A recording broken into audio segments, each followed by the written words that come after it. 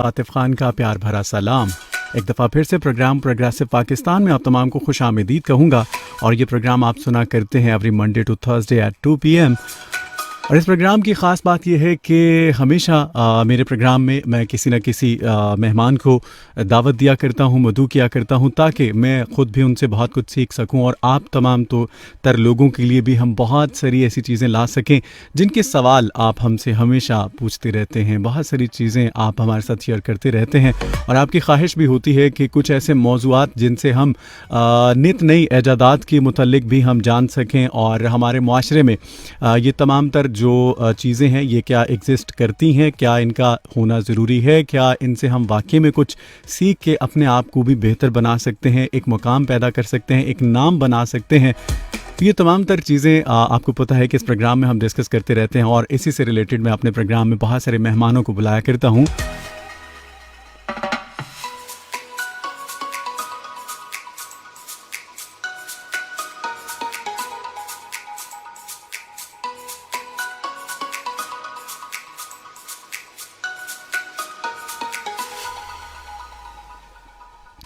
जी, programme में शामिल होने के लिए आप हमें मैसेज कर सकते हैं, कॉल कर सकते हैं। 0334 19 66 966 ये नंबर है, इस पे मैसेज भी कर सकते हैं, कॉल भी कर सकते हैं, साथ ही साथ व्हाट्सएप भी भेजिएगा और आप लाइव कॉल्स भी कर सकते हैं और शामिल की जाएगी। ज़रूर आपकी लाइव कॉल शामिल की जाएगी, प्रोग्राम का हिस्सा बनाया जाएगा। जो भी आपके सवाल होंगे वो हम जानने की कोशिश करेंगे और मुझे बेहद खुशी होती है जब आप लोग पार्टिसिपेट करते हैं, जब आप लोग अपने होने का एहसास दिलाते हैं, जब आप बताते हैं कि उस पार बहुत सारे लोग आपके साथ हैं। जी, आज भी आप लोगों का इंतज़ार रहेगा और मैं अब इंतज़ार के करवाए बगैर आपका तारुफ करवाए दूं अपने आज के मेहमान से। जी तो जनाब, आज मुझे ज्वाइन किया है फ़ारूक आफ्ताब साहिब ने। आज आप मेरे साथ मौजूद हैं और इनसे मेरी पहले भी एक नशिस्त हो चुकी है, एक दफ़ा पहले भी आप तशरीफ़ ला चुके हैं। आप डायरेक्टर हैं जी एक्सपर्ट्स 360 मार्केटिंग के और आप से हमने बहुत सारी मालूमात लास्ट शो में भी जितना जान सके, जितना पूछ सके हमने पूछा। आज भी बहुत सारे सवाल हैं जो मेरे दिमाग में भी कुछ खटक रहे थे, कुछ आप लोगों ने भी जो सवाल भेजे थे हमने वो लिख रखे थे और एक दफ़ा फिर से हमने कोशिश की कि हम अपने प्रोग्राम में इन्हें बुला सकें और आज जनाब वो हमारे प्रोग्राम में मौजूद हैं। सर, मैं वेलकम करूंगा आपको। थैंक यू सो मच, बहुत शुक्रिया, टाइम दिया। बहुत शुक्रिया जी, आप तशरीफ़ लाए। और कैसी ज़िंदगी चल रही है जी? सबसे पहले तो मैं आपसे ये जान लूँ। अल्हम्दुलिल्लाह, सो फार सो गुड। ऑल्दो कि कोविड दोबारा से आ रहा है तो उस सिलसिले में भी थोड़ा सा हमें ये कि मुहतात होना चाहिए। दोबारा से जो हमने सारे प्रिकॉशंस SOPs को फॉलो किया था उसको दोबारा से फॉलो करें ताकि कोविड को हम कंट्रोल कर सकें। क्या लगता है लोग संजीदा ले रहे हैं इसे इस बार? मेरे ख्याल में संजीदा लेना चाहिए क्योंकि हमने देखा है कि हमारे हमसाए ममालिक में क्या सिचुएशन चल रही है, स्पेशली भारत में। तो अगर आउट ऑफ कंट्रोल हो गया खुदा न खास्ता तो मुश्किल हो जाएगी हमारे लिए। तो हमें SOPs को फॉलो करना चाहिए, गवर्नमेंट की इंस्ट्रक्शंस को, और सबसे पहले कि आप सेल्फ जो है वो आप अपने आप पे इम्पोज करें कि मैंने SOPs को फॉलो करना है। हालांकि मुझे इस बार नज़र नहीं आता, मैं अपने लास्ट प्रोग्राम में भी ये बात कर रहा था कि लोगों को ये लगता है कि लास्ट टाइम अगर हमने कोई इतना ज़्यादा नुकसान सर्वाइव कर लिया, नुकसान का सामना नहीं किया, तो इस बार भी कुछ ऐसा होगा। लेकिन मैं ये समझता हूँ कि इस बार ज़्यादा पावर लेके कोरोना जो आ रहा है, मैं ये बात हकीकत कह रहा हूँ आपको कि आपने कोशिश ये करनी है कि ये कोई जंग या इसको इस सूरत हाल में ना लिया जाए, बल्कि आपने ये देखना है कि अपने साथ साथ आपने बहुत सारी इंसानियत को भी बचाना। तो एक इंसान खुदा न खास्ता अगर वो इसका शिकार होता है तो वो अपनी लपेट में बहुत सारे लोगों को भी ले लेता है। तो आपको ये प्रोग्राम के आगाज़ में हमने ये इसलिए इस पर बात करना चाहिए ताकि आप लोगों को अवेयर कर सकें, आप लोगों को ये बता सकें, आप लोग भूल ना जाएं। जिस तरह आपको हमेशा अपना नाम याद रहता है उस तरह से इन तमाम तर चीज़ों को और इस सूरत हाल को भी हमेशा याद रखा कीजिए और अपने साथ साथ उन तमाम तर लोगों को जो इसको सीरियस नहीं लेते, संजीदगी से नहीं लेते, उन तमाम तर लोगों को बावर करवाना, उन तमाम तर लोगों को आपने बताना है, आपने आगाही देनी है ताकि अपने साथ साथ आप तमाम तर लोगों का ख्याल रख पाएँ।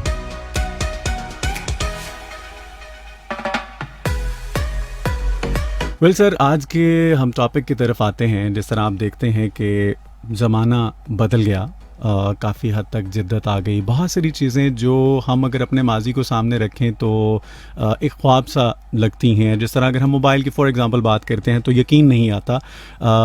अभी भी अपने कुछ अगर बुज़ुर्गों के पास हमें बैठने का मौका मिले तो हम अगर अपने मोबाइल के ही फ़ीचर्स उनके सामने रखें तो वो यकीन नहीं करते। उन्हें लगता है कि नहीं, ये बिल्कुल झूठ बोला जा रहा है। लेकिन जैसे ही हम उनको वो फ़ीचर्स दिखाते हैं, मोबाइल के जो डिफरेंट ऐप्स हैं जिनके ज़रिए से हम दुनिया में कहीं भी किसी भी इंसान को अपने सामने बिठा सकते हैं, बात कर सकते हैं, और ये एक तसव्वुर हम, मेरा ख़्याल है कि किया नहीं जा सकता था, एक ख्वाब सा लगता है। सो ज़माना जिस तरह से बदल रहा है, आपको क्या लगता है कि स्किल्स को भी उसी लिहाज से बदलना चाहिए? नहीं, नो डाउट कि ज़माना तो बहुत तेज़ी से बदला है। और हमने जब अपने टीन एज में जब होश संभाली तो तब चीज़ें मुख्तलिफ थी जो आप बात कर रहे हैं मोबाइल की। तो मोबाइल पकड़ते वक्त डर लगता था कहीं गलत कोई बटन ना प्रेस हो जाए। और हमें याद है कि PTCL का फ़ोन होता था, लैंडलाइन नंबर होता था, तो वो बेल बजती तो सारे उसको जो है ना कि फ़ोन आंसर करना है, और आवाज़ सुन के इतना अच्छा लगता था कि कोई दूसरे शहर से कॉल कर रहा है या दूसरे मुल्क से कॉल कर रहा है, तो कम्युनिकेशन इतनी डिफ़िकल्ट थी। तो अब जो ज़माना बदला है, गैजेट्स जो आए हैं unbelievable, specially last decade, last 10 years में जितनी रेवोल्यूशन टेक्नोलॉजी में और कम्युनिकेशन में हुई है, अनबिलीवेबल। हम सोच भी नहीं सकते थे कि आप इधर बैठे आप किसी से भी वन ऑन वन कॉल कर सकते हैं, आप बात कर सकते हैं, even people start doing business online.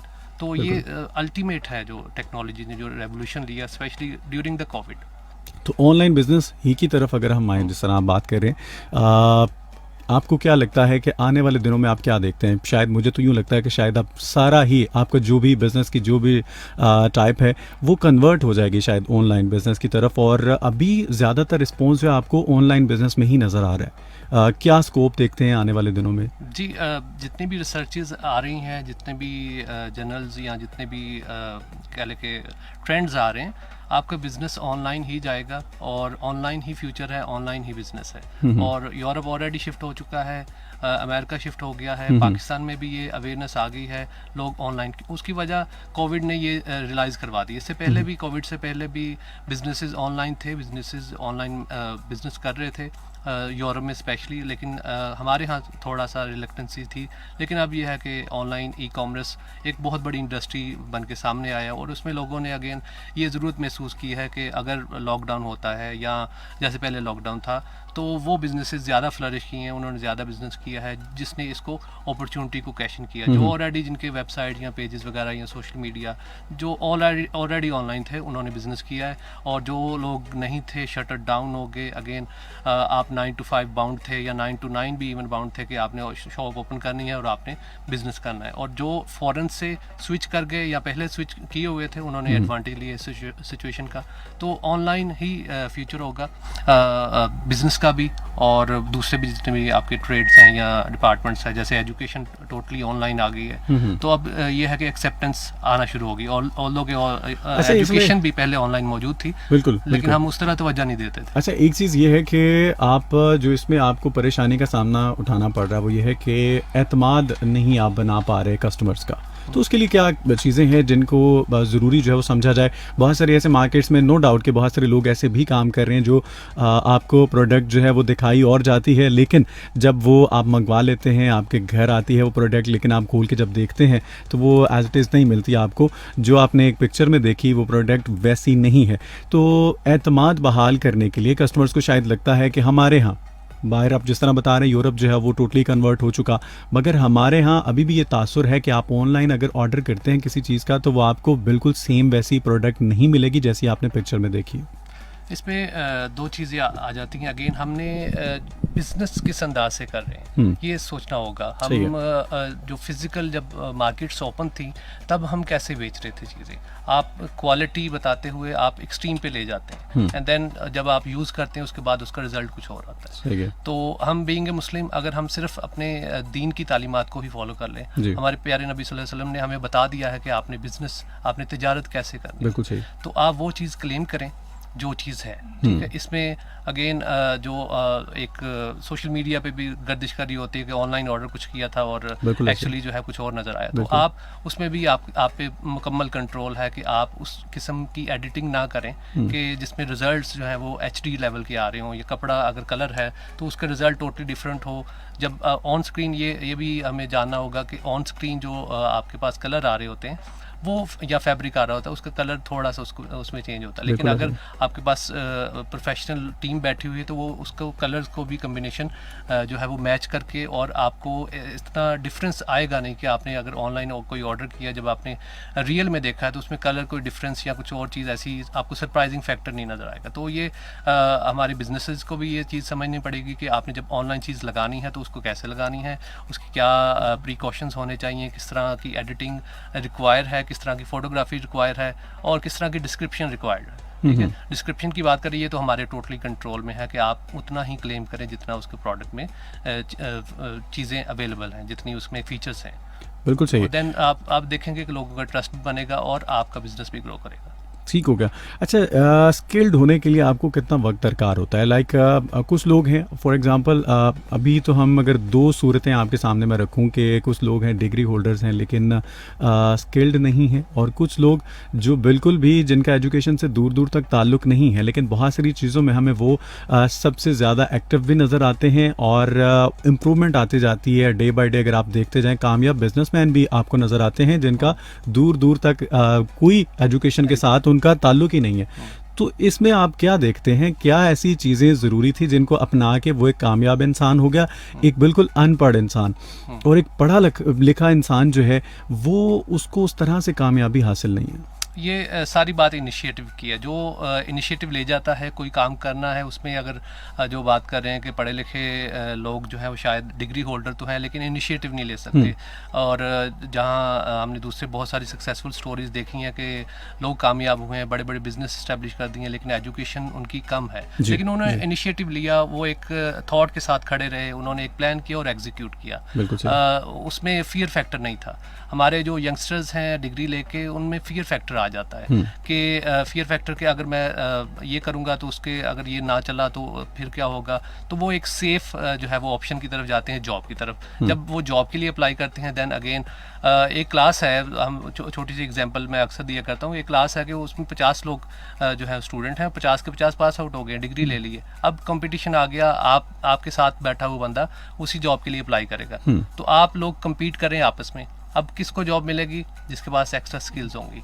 Topper को जॉब नहीं मिलेगी, ना यूनिवर्सिटी लिख के देती है जो टॉपर है, गोल्ड मेडलिस्ट है, उसको जॉब गारंटीड मिलेगी, और ना बैक बेंचर को यूनिवर्सिटी लिख के देती है। तो उसमें स्किल्स जो है वो कॉन्फिडेंस जो है, कम्युनिकेशन स्किल्स, वेरियस अदर जो सॉफ्ट स्किल्स आपको चाहिए होती हैं, या दूसरी स्किल्स आपको डिजिटल स्किल्स चाहिए होती हैं, तो वो जिनके पास होगी ऑब्वियसली ही और she will get the job. तो हमें इनिशिएटिव लेना पड़ेगा।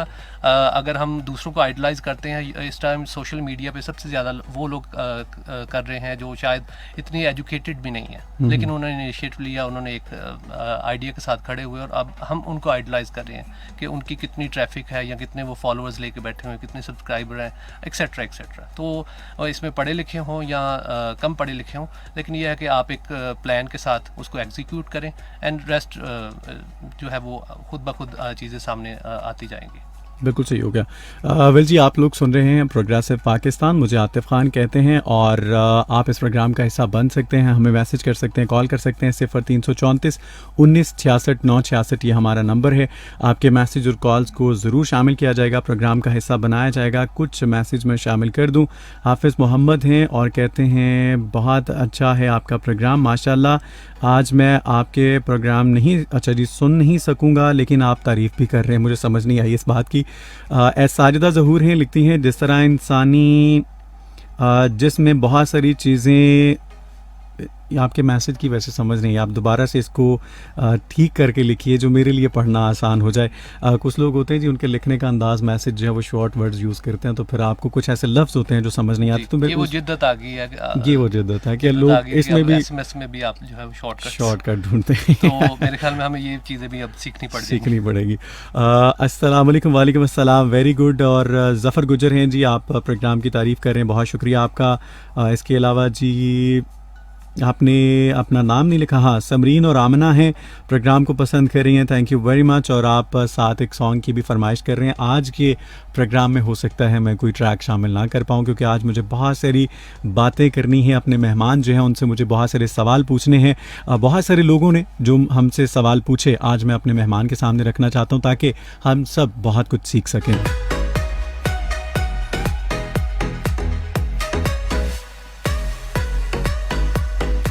अच्छा जी, जिस तरह हम जद्दत की बात कर रहे हैं, तो अनपढ़ और पढ़े लिखे तबके की हम बात तो की हमने, नो डाउट कि एजुकेशन जो बहुत ज़रूरी है, इसके बगैर इंसान कुछ भी नहीं है।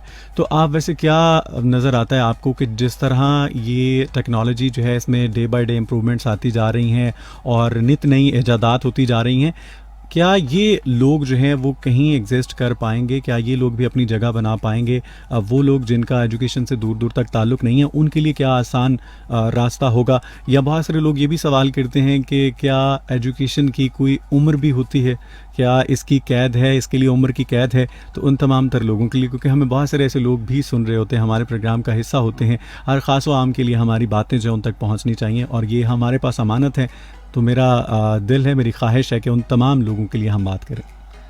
फर्स्ट ऑफ ऑल के एजुकेशन की कोई उम्र नहीं है जी, no age, even I am still learning, ठीक है। एवरीबॉडी जो है वो जितने भी हैं, जो स्टूडेंट है वो हमेशा लर्न ही करता है, वो हमेशा सीखता ही है, और हम सब ही एक किसी ना किसी लर्निंग कर्व में होते हैं, हम कुछ ना कुछ नई चीज़ें सीख रहे हैं। तो एजुकेशन के लिए कोई उम्र नहीं है, आप कहीं से भी स्टार्ट कर सकते हैं। और इसके साथ साथ टेक्नोलॉजी जो चेंज आ रहा है, education is very important. Education yes, आपको एक थ्योरेटिकल, हमारे बहुत सारे स्टूडेंट्स हैं, ख़ासतौर पे हमारे, अगर हम अपने डिपार्टमेंट की बात करें या मीडिया की बात करें, तो स्टूडेंट का इशू आता है कि हमें प्रैक्टिकल चीज़ें शायद कम करवाई जा रही हैं, लेकिन थ्योरेटिकल भी उतना ही इम्पोर्टेंट है प्रैक्टिकल से। थ्योरी और प्रैक्टिकल जो है वो लाज़िम मलज़ूम है। थ्योरी के बगैर प्रैक्टिकल नहीं है, प्रैक्टिकल के बगैर थ्योरी नहीं है। तो थ्योरेटिकल नॉलेज है, उसको आप इम्प्लीमेंट करें फील्ड वर्क में, उसको आप प्रैक्टिकल लेके चलें, उसमें एजुकेशन बहुत इंपॉर्टेंट है। ये एक बहस भी चल रही है कि आपको डिग्री चाहिए या आपको स्किल चाहिए, और मेरा वोट हमेशा एजुकेशन की तरफ है। आप एजुकेशन हासिल करेंगे, आपको थ्योरी आती होगी, आप प्रैक्टिकल अच्छे से करेंगे, और आप फिर इवॉल्व भी होते जाएंगे टेक्नोलॉजी के साथ, या जो भी जिद्दत आ रही है। तो education is must compulsory. Education से ही आप, ये बुनियाद बनेगी आप जो भी चीज़ें सीखना चाहें। इसको कुछ इस तरह से भी रिलेट कर सकते हैं कि हमारे यहाँ आपने देखा होगा कि हर बंदा गाड़ी तो चला लेता है, ठीक है। मैं जा रहा था तो छोटा बच्चा जो है वो अपने फादर की लैप में बैठा और वो स्टीयरिंग उसको दिया हुआ, तो वो इंजॉय कर रहा था। और I don't have any mind doubt के वो विद इन 1-2 ईयर्स में गाड़ी चलाना भी सीख जाएगा। But he is missing one thing, वो है थ्योरी। बिल्कुल सही। अगर हम यूरोप में जाएं, और यूरोप में हमारे जो दोस्त रहते हैं, फैमिलीज में, उनसे आप पूछें कि उधर आप गाड़ी कैसे चलाना सीखते हैं, सबसे पहले उसको थ्योरी सिखाते हैं। थ्योरी आपको वो चीज़ें बता देती हैं जो आपको आगे जाके चीज़ें फेस करनी पड़ती है। अगर हम इसी एग्जांपल में रहें, तो वो थ्योरी में बता देते हैं कुछ चीज़ें कि आपके राइट्स क्या हैं, पैदल चलने वालों के राइट्स क्या हैं, कौन से हैज़र्ड्स आ सकते हैं, किस हैज़र्ड्स पे आपने कैसे रिस्पॉन्ड करना है, एक्सेट्रा एक्सेट्रा। पूरी एक बुक होती है और उसके 5-6 चैप्टर होते हैं, तो वो एक थ्योरेटिकल बताते हैं। उसके बाद जब वो गाड़ी इंसान चलाता है, हम आइडलाइज करते हैं, हम उनकी एग्जांपल देते हैं कि वो पैदल चलने वालों को रास्ता देते हैं, वो कोई रश में फंसा हो, कोई गलती पे हो, उसको भी जो है वो रास्ता देते हैं, एक्सीडेंट होते हैं, एक दूसरे के जो है वो खैरियत दरियाफ्त करते हैं। तो ये थ्योरी जो है ये वो एजुकेशन है जो उन्होंने पहले प्रोवाइड की। उसके बाद प्रैक्टिकल में गए, तो हम एजुकेशन हासिल करेंगे, देन जो चीज़ें डिफ़िकल्ट आएंगी हम उसको टैकल करना से अच्छे से सीख जाएंगे। हम उसमें जिद्दत ला सकते हैं, हम नई चीज़ें लर्न कर सकते हैं, हम बिज़नेस अच्छे तरीके से कर सकते हैं, हम दूसरों के राइट्स का भी ख्याल रखेंगे, हम अपनी ड्यूटीज़ का भी ख्याल रखेंगे, हम कस्टमर का तहफ़्फ़ुज़ भी करेंगे, कस्टमर को सेटिस्फाइड भी करेंगे, हम कस्टमर को जो है वो एग्जैक्टली वही चीज़ बेचेंगे जो उसमें उस प्रोडक्ट में है। तो ये एजुकेशन और उसका जो है इम्पोर्टेंस है।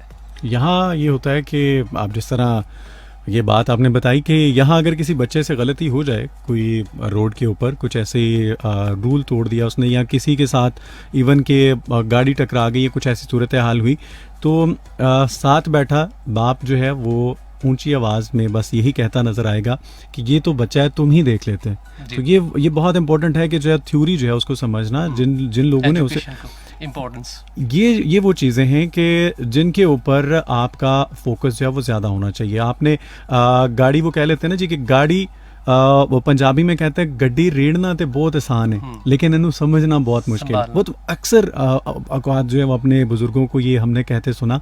तो वो चीज़ें तब समझ आई जब हम वाकई में गाड़ी लेके रोड पे निकले, तो बहुत सारी चीज़ों को हमने फेस किया। तो उसके बाद यानी बात करने का मकसद यह है कि हर फील्ड में कोई भी चीज़, आप काम है, कोई आप जॉब कर रहे हैं, आप चाहे बिज़नेस कर रहे हैं, तो तमाम तर चीज़ों में एजुकेशन जो है, आपको एजुकेट किया जाना और आप लोगों को एजुकेट करें, ये बहुत ज़रूरी है, बहुत अहम है।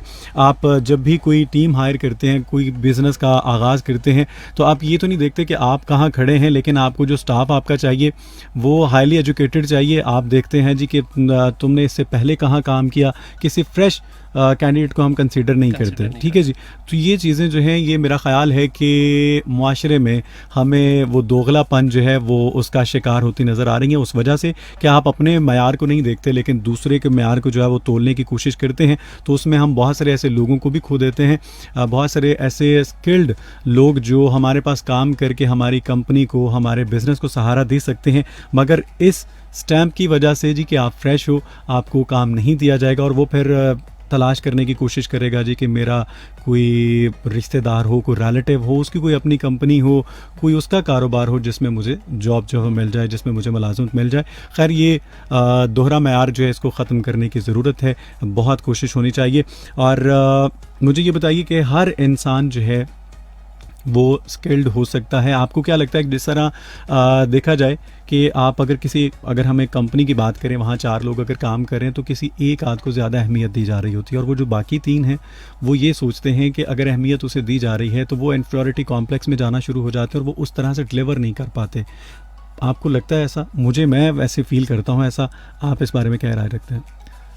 नहीं, अगर किसी जगह ऐसा हो रहा है, अननेसेसरी किसी को आप प्रायोरिटाइज़ कर रहे हैं, देन ये कोई अच्छा साइन नहीं उस कंपनी के लिए। नो डाउट कि आपकी टीम ही आपको आगे लेके चलती है। किसी भी कंपनी के लिए उसकी जो टीम जो है जितनी अच्छी होगी, जितना आप इक्वली ट्रीट करेंगे, उतना सक्सेसफुल आपकी कंपनी होगी। और जहाँ तक आपने बात की कि skills are very important. Skills आप सीखेंगे। मैं पहले भी बताता हूँ कि हमने डिग्री के साथ जो है स्किल्स को ऐड करना है। अकेली डिग्री आपको जॉब या बिजनेस नहीं दिलाएगी जब तक आपके पास प्रैक्टिकल नॉलेज ना हो या स्किल्स ना हो। आजकल के दौर में स्किल्स जो है वो सीखना कोई मुश्किल नहीं रहा। ऑनलाइन एजुकेशन, जो हमने स्टार्ट में बात की कि अब एजुकेशन भी ऑनलाइन अवेलेबल है, फिजिकल क्लासेस भी हो रही हैं, बहुत सारे इंस्टीट्यूट्स जो हैं वो सिखा रहे हैं। तो आप अपनी जो भी डिग्री कर रहे हैं, जो भी जिस फील्ड से भी हैं, आप साथ साथ जो है वो जो डिजिटल स्किल्स हैं वो सीखना शुरू करें, ताकि आपकी डिग्री जो है वो उसको आप रिलेट कर सकें कि मैंने डिग्री के साथ प्रैक्टिकल एक्सपीरियंस भी आपने गेन किया हुआ है। इसके साथ साथ हमने पहले भी बात की कि यूरोप में ये कल्चर है कि वो ड्यूरिंग स्टडी साथ साथ कुछ ना कुछ एक्सपीरियंस गेन करते हैं। तो आप एक्सपीरियंस गेन करें, आप ऑनलाइन स्किल्स सीख सकते हैं या आप फिज़िकल जाके आप स्किल सीख सकते हैं, ताकि जब आप फील्ड में जाएं तो आपको प्रॉब्लम ना हो। एक स्टडी के मुताबिक यूरोप में और अमेरिका में 90% जो बिजनेसेस हैं या ऑफिसेज हैं वो स्विच हो गए हैं डिजिटल। ठीक है, एज वी ऑल नो, हमारे इर्द गिर्द भी हम देखें तो हर डेस्क पे आपको कोई ना कोई डिजिटल गैजेट मिलेगा। तो 90% 95% जो है वो स्विच हो गए हैं। मींस कि आप कोई भी जॉब के लिए आप अप्लाई करें तो इट मींस कि you need that skills to operate that technology. तो 95% ऑलमोस्ट 100% आप इसको कह सकते हैं कि आपको स्किल्स आएंगी तो आप जॉब ले सकते हैं, सिर्फ डिग्री आपको नहीं।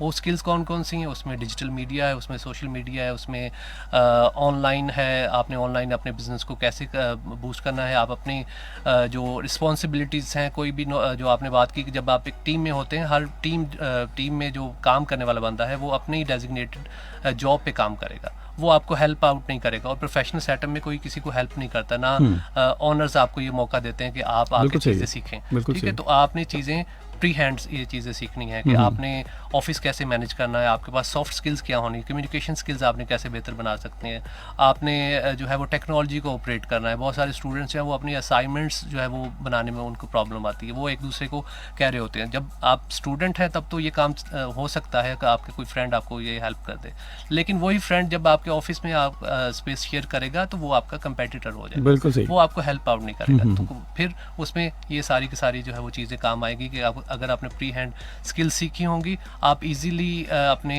जो है वो कंपनी को हेल्प आउट कर सकते हैं, आप फ्लरिश कर सकते हैं अपनी जॉब में। इसके साथ साथ आप अगर स्किल सीखे हैं तो आप एंटरप्रेन्योर भी बन सकते हैं, जो हमने लास्ट ठीक टाइम होगा। बात की। एक कॉलर है, शामिल करते हैं जी। अस्सलाम वालेकुम। हेलो। कॉल कट गई जी, काफ़ी देर से कॉल कर रहे थे लेकिन मैं अटेंड ना कर पाया, और जब मैंने ताख़ीर से अटेंड की तो शायद इस बात का बुरा लगा होगा आपको। वेल जी, आज हम बात कर रहे हैं बहुत सारे ऐसे पहलू जिनके ऊपर बात किए जाना बहुत ज़रूरी है, और बहुत सारे ऐसे मौज़ूआत होते हैं कि जिनको हम नज़रअंदाज कर रहे होते हैं, उसके बाद पता चलता है जब हमारा सामना होता है ऐसी सिचुएशन हम जब फेस करते हैं तो उसके बाद हमें पता चलता है हम कहाँ खड़े हैं। अच्छा, ये बताइएगा कि अपनी स्किल्स को देखते हुए आपको डिग्री चूज़ करनी चाहिए। जिस तरह के आप बताइएगा कि कुछ घरों में भी, कुछ माँ बाप की तरफ से भी स्टूडेंट्स को बाउंड कर दिया जाता है, पुत्र तू वकील बनना, पुत्र तू डॉक्टर बनना। सो मेरा ख़्याल है कि पेरेंट्स को भी साथ देना चाहिए, अपने बच्चों को देखें कि वो उनमें आपको क्या एबिलिटीज़ नज़र आती हैं, आप उन्हें मौका दीजिए, एक मौका दीजिए कि वो अपना रास्ता जो है वो ख़ुद चुने, अपनी मंजिल जो है वो ख़ुद चुने। हाँ, अगर आपको लगता है कि वो किसी दोस्त को देख के या वो भेड़ चाल का शिकार हो गया जी कि मेरे दोस्त जो हैं वो डॉक्टर हैं, मोस्टली डॉक्टर हैं, तो मुझे भी एक डॉक्टर बनना चाहिए, बिजनेसमैन है तो मुझे भी एक बिजनेसमैन बनना चाहिए। हर इंसान कारोबारी शख्सियात तो बहुत सारी हैं, लेकिन उसमें मुकाम पैदा करना, नाम पैदा करना, ये हमें चंद एक लोग ही नज़र आते हैं। तो वो स्किल्ड होते हैं, उनके पास ज़िंदगी के बहुत सारे तजुर्बात होते हैं जिनसे हम शॉर्टकट्स लेते हुए, उन तमाम चीज़ों को नज़रअंदाज करते हुए एक अलग रास्ता बनाने की कोशिश करते हैं। या यूँ कहिए कि जब हम किसी को देख के कुछ करने की कोशिश करते हैं तो वो वहाँ हम अपनी जगह नहीं बनाने की कोशिश कर रहे होते, बल्कि हम उसकी जगह लेने की कोशिश कर रहे होते हैं। सो मेरे 2-3 सवाल इकट्ठे हो गए, आप बारी बारी इनके जवाब दे दीजिए। जहाँ तक बात की कि पेरेंट्स की नो डाउट कि अवेयरनेस आ गई है अभी, because of the media awareness आ गई है पेरेंट्स को, और पेरेंट्स भी ये चीज़ रियलाइज़ कर चुके हैं कि आपने अपने जो है वो बच्चों की सुननी है, बच्चों की प्रायोरिटी आपने देखनी है, बच्चों में कौन सी चीज़ ज़्यादा है, कौन सा टैलेंट, कौन सा रुझान, रिगार्डलेस कि आपकी फैमिली में सारे डॉक्टर्स हैं या कोई मीडिया पर्सन है या कोई बिजनेसमैन है, सबसे पहले बच्चों से पूछा जाता है। अभी काफ़ी हद तक अवेयरनेस आ गई। हमारी जनरेशन में बात और थी, हमें ये कहा जाता था कि आप पढ़ लें और आपने अफसर बनना है। तो अभी ये है कि अभी काफ़ी हद तक अवेयरनेस आ गई है, again because of the media and social media, जिसमें 50 to 60% कह सकते हैं। मोटिवेशनल स्पीकर्स जो है वो काफ़ी यस परसेंटेज में, लेकिन ये है कि हमारे ज़माने में शायद ये रेशो 10% थी।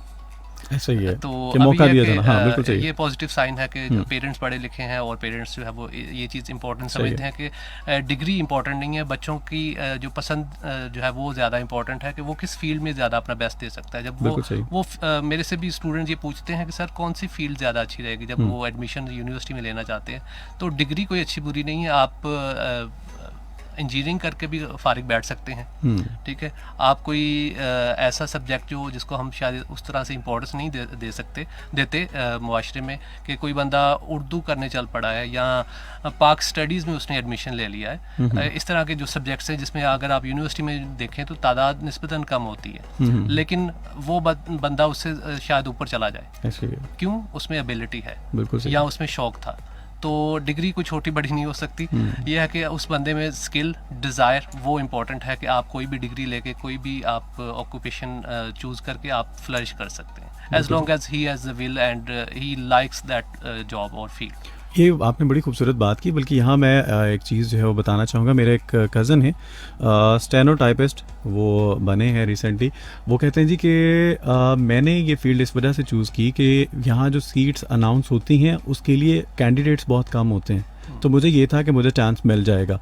तो आज माशाल्लाह वो ठीक ठाक कमा रहा है जी, वो कभी कभार हमें उसकी हेल्प की ज़रूरत पड़ जाती है। इधर एक और नीड क्रिएट होगी हमारी सोसाइटी में, ऑल्दो के हमारे हाँ मौजूद हैं कुछ ऐसे इदारे जो कैरियर काउंसलिंग प्रोवाइड करते हैं, तो इधर कैरियर काउंसलिंग की भी नीड है। अगेन अनदर बिजनेस आइडिया, अगर किसी ने कोई इसमें बहुत सारे इंस्टीट्यूट्स जो हैं वो बड़े शहरों में तो है, लेकिन यह है कि कैरियर काउंसलिंग भी एक ऐसी फील्ड है और ऐसे लोग इसमें काम करते हैं जो लोगों को एक्चुअली बताते हैं what is right and what is in and what is out.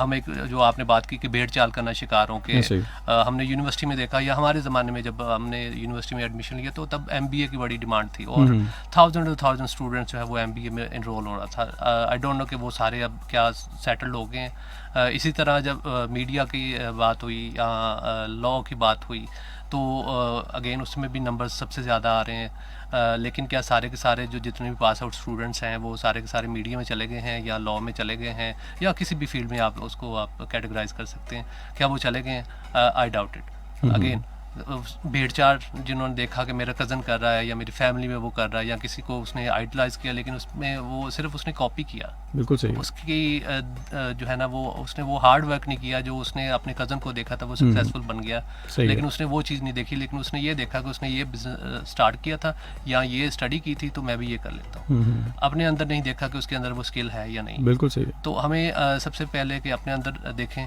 और आई एम श्योर कि हमारे स्टूडेंट्स इतने मैच्योर हो चुके हैं because of the technology, because of the जितने भी हमारे पास ये अवेलेबल रिसोर्सेज हैं, तो स्टूडेंट्स को भी अपने अंदर जो है वो झांकना पड़ेगा, उनके अंदर सलाहियत क्या है और फिर उसमें लग जाएं। ठीक हो गया। मेरा आखिरी सवाल आपसे, क्योंकि वक्त अब कम है, और सवाल ये है कि जॉब या बिजनेस? इसमें अगेन जॉब जो है वो आपको एक थोड़ा सा एक्सपोजर दे देती है अगर आप कैरियर के आगाज़ में हैं। उसके बाद बिज़नेस जो है वो अल्टीमेट है। एंटरप्रेन्योरशिप और बिज़नेस जो है वो आपको उधर तक पहुंचा देगा जिधर आपको जॉब जो है वो शायद 25-30 साल बाद जाके पहुंचाए। ठीक है। तो एक अच्छा आइडिया, एक अच्छा बिजनेस प्लान जो है वो आपको विद इन ईयर्स आपको जो है रिवार्ड दे देगा। तो और लेकिन जॉब की भी अपनी अहमियत है कि आप जॉब कोई भी बिज़नेस स्टार्ट करने से पहले उसका थोड़ा सा एक्सपोजर ले लें, थोड़ा सा एक्सपीरियंस ले लें, ठीक है। उसके बाद आपको जो है वो बिज़नेस के इन्स एंड आउट्स जो मैंने बात की, थ्योरी और प्रैक्टिकल, तो प्रैक्टिकल थोड़ा सा आपका एक्सपीरियंस हो, देन आप जो है वो कोई भी बिज़नेस आइडिया एग्जीक्यूट कर सकते हैं। जैसे मैं अभी आपके सामने बैठा हूँ as a director of experts 360 marketing, लेकिन मैंने भी जॉब स्टार्ट की, मैंने एक्सपोजर लिया, मैंने एक्सपीरियंस किया, मैंने टीम में काम किया, और उसके बाद जो है मैं इस नतीजे पे पहुंचा या इस मुकाम पे पहुंचा कि मैं अपनी कंपनी स्टार्ट करूं। Now I can manage my team और उसके साथ साथ मैं इसको एक्सपेंड कर सकता हूँ। बिल्कुल सही। तो ये सारी चीज़ें हैं। इसमें अगेन मैंने एक इनिशिएटिव भी लिया कि हम ट्रेनिंग भी प्रोवाइड कर रहे हैं। तो अगर हमारे स्टूडेंट्स जो है वो अपनी डिग्री के साथ साथ कोई स्किल्स सीखना चाहते हैं तो वो भी हमारे प्लेटफॉर्म पे आएँ और हम उसको उनको जितना भी फैसिलिटेट कर सकें स्किल्स के हवाले से, तो वो भी हम उसको। यानी आपके मुताबिक जो जॉब है वो पहली सीढ़ी है किसी भी कामयाबी के लिए, तो उसके बाद जो है वो आपके माइंड में ये चीज़ें ज़रूर होनी चाहिए। बल्कि मैं एक जगह पढ़ रहा था कि मुलाजमत जो है वो घर चलाती है जबकि कारोबार नस्लें संभालता है, और इसमें कोई शक नहीं। ये हाँ जी, ये उन लोगों को तो अंदाज़ा हो गया होगा जो कोरोना जब आया और लॉकडाउन की वजह से बहुत सारे लोगों की जॉब जाती रही, लेकिन जो कारोबारी शख्सियात थी अगर उन्हें कुछ अरसे के लिए घर बैठना भी पड़ा तो उन्हें वो तमाम तर चीज़ें फेस ना करनी पड़ी जो एक आम इंसान को करना पड़ी। सो इन तमाम चीज़ों से बचने के लिए आप जो है आपका हाँ माइंडसेट, या वो लोग सर्वाइव किए जो इनोवेटर्स थे, जो चेंज को एक्सेप्ट करते थे। बिल्कुल सही है। जो डिजिटल या ऑनलाइन चले गए बिजनेसेस जो है वो पहले एक शॉप जो है वो 9 to 9 खुलती थी, लेकिन जो इनोवेटर्स थे वो उन्होंने फिर 24 आवर्स काम किया। बिल्कुल सही है, ठीक है, सही कह रहे हैं। जो टेक्नोलॉजी को जिन्होंने अडॉप्ट कर लिया, तो उसके बाद वाकई में उनके लिए मुश्किल नहीं था, और बल्कि उनके लिए मुश्किल नहीं थी बल्कि एक नया तजुर्बा शामिल हुआ उनकी ज़िंदगी में, और उसको मज़ीद जो है वो अब उसमें उसको पॉलिश कर सकते हैं, निखार ला सकते हैं, और आने वाले दिनों में मज़ीद कामयाबियाँ जो उसमें समेटेंगे।